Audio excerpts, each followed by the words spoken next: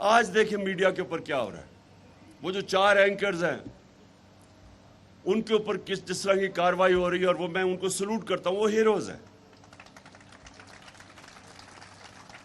وہ کھڑے رہے اپنے موقف پہ اور انہوں نے سٹینڈ لیا. اور یہ بھی میں آپ کو بتاؤں کہ دیکھیں، صحافت ہر ایک تو ہوتا ہے نا جی کہ آزادی رائے اور صحافت کو بڑا اٹھایا جاتا ہے. ہر چیز میں پولیٹیشنز میں اچھے برے ہوتے ہیں، صحافی اچھے برے ہوتے ہیں، لیکن جب ایک کرائسس آتا ہے جس طرح یہ آیا اور جو پریشرائز کیا گیا، میڈیا کا منہ بند کرنے کی کوشش کی گئی، اس کے اندر ایمرج کیے ہیروز. اور یہ 4 جو صحافی جو کھڑے ہوئے ہیں اور جو اپنے موقف پہ ڈٹے رہے ہیں، اس کو یہ قوم کا اثاثہ ہے. جو اصل جرنلزم ہوتی ہے وہ قوم کے لیے بہت بڑا اثاثہ ہوتا ہے. جو کنسٹرکٹیو کرٹیسزم ہوتی ہے یہ ایسٹ ہے قوم کے. تو اس کے بعد جو انہوں نے جب یہ تشدد کیا اور سب کچھ کیا، ڈرایا، کیونکہ یہ ناجائز حکومت کو اب کیا انہوں نے، ان کے طریقے کیا تھے؟ ایک تو پہلے سازش ہو گئی، پھر انہوں نے اپنی یہ ساری پارلیمنٹ کو بالکل ڈسکریڈٹ کر کے رکھ دیا. ایک آدمی جو ان کی ٹکٹ لینے لگا اس کو انہوں نے اپوزیشن لیڈر بنا دیا. اس کا مطلب پارلیمنٹ ہی ختم ہوگی. جس میں اپوزیشن ہی نہیں، وہ پارلیمنٹ کیا ہے؟ اس کے بعد انہوں نے الیکشن کمیشن کو سنبھال لیا. الیکشن کمیشن پہلے ان کے ساتھ تھی. اب یہ کیا کریں گے کہ ان کا صرف ایک ناجائز کام کو جائز کروانے کے لیے ساری اسٹیٹ انسٹیٹیوشنز کو کمپرومائز کیا جائے گا. الیکشن کمیشن، کسی کو اعتماد نہیں ہے الیکشن کمیشن پہ. جو انہوں نے حلقہ بندیاں کی، ساری جگہ سے کمپلینٹس آ رہی ہیں، میلیفائڈ انٹینشن سے کی. کسی کو فیتھ نہیں ہے اور سب کو پتہ ہے کہ تیاری کر رہے ہیں کہ کسی نہ کسی طرح ان کو الیکشن جتایا جائے. ساری پاکستان ان چوروں کو اوپر لانے کے لیے اور رکھنے کے لیے سارے پاکستان کے اداروں کی تباہی ہوگی. الیکشن کمیشن تو بھی ڈسکریڈٹ ہو گیا. نیب کے اندر اب اپنا آدمی رکھ کے تو نیب بالکل ڈسکریڈٹ ہوگی کہ اپنے کیسز ختم کروائیں گے. ایف آئی اے کو انہوں نے تباہ کر کے رکھ دیا کہ وہ لوگ جنہوں نے بڑی محنت سے ملک کے لیے کیسز بنائے تھے ان کے اوپر، یہ شریف خاندان کے اوپر، اور ان کے ڈرتے تھے لوگ، بیوروکریٹس ڈرتے تھے، پولیس والے ان کے اوپر کسی قسم کا ایکشن لیتے ہوئے ڈرتے تھے. نیب میں جا رہے ہیں اور نیب کے اندر جا کے پتھراؤ کر رہے ہیں نیب کے اوپر صرف کیسز سے نکلنے کے لیے. وہاں ایف آئی اے کی وہ حمزہ شہباز جا رہا ہے ایف آئی اے کے اندر اور دھمکیاں دے رہا ہے. وہ جو ڈاکٹر رضوان جو ہارٹ اٹیک سے مرے ہیں، ان کو دھمکیاں دے رہا ہے کہ تم ہوتے کون ہو مجھے پوچھنے والے. تو انہوں نے ان کے خلاف ادارے پہلے ڈرتے تھے. اب آ کے ایف آئی اے سے انہوں نے جو کیا ہے، ایک کو ہارٹ اٹیک ہو گیا جو انویسٹیگیٹ کر رہے، ایک ڈاکٹر رضوان مر چکے ہیں، سارے کیسز اپنے ختم کروائیں گے. یہ کبھی بھی کسی بھی دنیا کے اندر ملزم قاضی نہیں بن سکتا. ملزم کیسے جج بن سکتا ہے؟ وہ اوپر بیٹھ کے اب اپنے سارے کیسز، نیب یہ ختم، اداروں کو، پولیس والے جو ایک کرپٹ آدمی جس کو یہاں بنا دیا ہے آئی جی پنجاب، ان کو لے کے آئے تھے خاص طور پہ یہ جو دہشت پھیلائی ہے انہوں نے، آئی جی اسلام آباد. تو ان لوگوں کو لایا گیا ہے اس لیے نہیں کہ ملک کی بہتری کے لیے، اس لیے کہ کرپٹ سسٹم کو آگے بڑھانے کے لیے.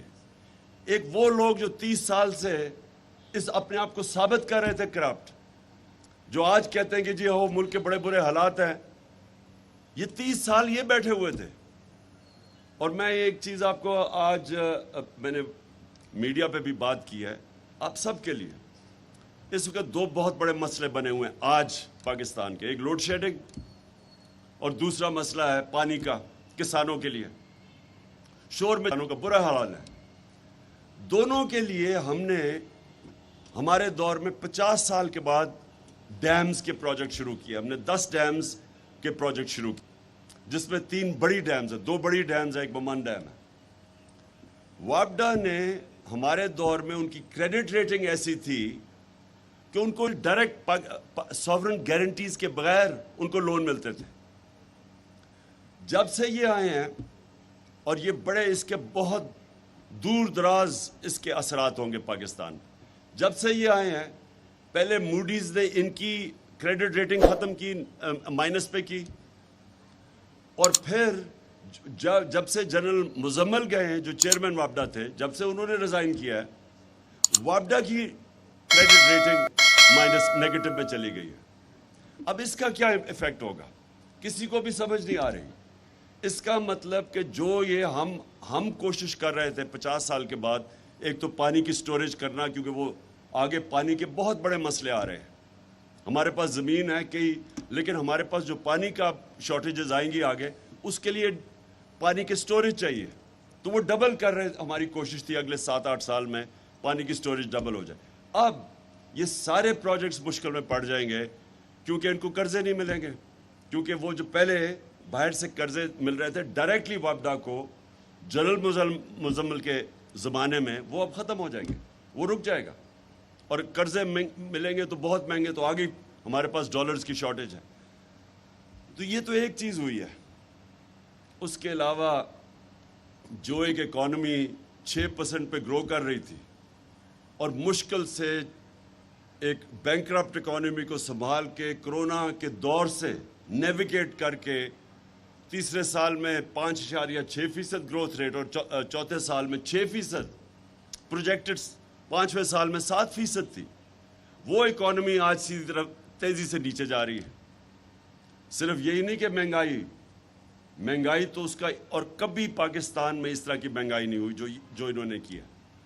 میں نے کہا کہ 4 روپے کے اوپر اس نے شروع کر دیا تھا، پٹرول کی یا ڈیزل کی قیمت بڑھائی تو اس نے مہنگائی مارچ شروع کر دی تھی، جس پہ ہم نے بالکل اس کو روکا نہیں۔ وہ لوگ بھول گئے وہ مہنگائی مارچ، وہ لوگوں کو وہ کام پہ ٹانگنے والی وہ چیز یاد رہ گئی ہے سارے اس لمبی مارچ میں، جس میں بڑا پیسہ خرچ کیا گیا۔ لیکن ہمارے دور میں آپ سوچیں 3.5 سال، تب ساری مہنگائی، تیل کی قیمت اوپر گئی ہوئی تھی، تو ہمارے دور میں 55 روپے ہم نے 3.5 سال میں پٹرول مہنگا کیا، اور 50 روپے ڈیزل مہنگا کیا، اور انہوں نے 10 دنوں میں 60 روپے پٹرول اور ڈیزل پر لیٹر مہنگا کیا، 45% گیس مہنگی کی، بجلی کی قیمت انہوں نے 10 روپے یونٹ مہنگا کر دیا۔ یعنی اتنی مہنگائی پاکستان کی تاریخ میں کسی نے نہیں کی، اور ان کی ساری سٹیٹمنٹس دیکھیں، جب سے ہم آئے ہیں انہوں نے ایک شور مچایا ہوتا مہنگائی۔ تو جو انہوں نے 2 مہینے میں کیا ہے، آپ ذرا دیکھ لیں 3.5 سال اور 2 مہینے، اس کا مطلب کہ مہنگائی کوز نہیں تھا، کیونکہ اگر یہ ہوتا تو یہ روکتے، یہ اتنے بڑی مہنگائی نہ کرتے۔ مقصد کچھ اور تھا، اور وہ مقصد سامنے آ کے آ گیا کہ آتے ساتھ ہی ان کے مسئلے تھے کرپشن کے کیسز کے، وہ کرپشن کیسز ختم کروانے تھے انہوں نے۔ سو ان کا اصل مقصد یہ تھا۔ امریکہ کا مقصد یہ تھا کہ وہ ایک پالتو کو لے آئے اوپر ان کے نوکروں کو، اور وہ جو بھی IMF کہے گا وہ کریں گے، جو بھی۔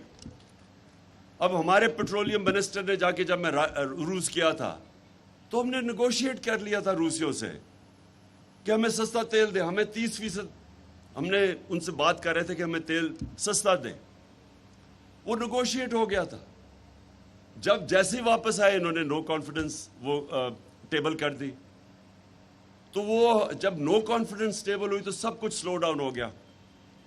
لیکن ان کا کام تھا، اگر ان کو واقعی مہنگائی کی فکر ہوتی تو ان کو فوری طور پہ وہ روس کا جو سستا تیل تھا اس کو پرسو کرنا چاہیے تھا۔ ان کا فائنانس منسٹر کہتا جی روس ہمارے پاس آ کے ہمیں آفر دے، یعنی تیل کی ہمیں ضرورت ہے لیکن روس کو کہہ رہا ہے کہ ہمیں آ کے آفر دے، یعنی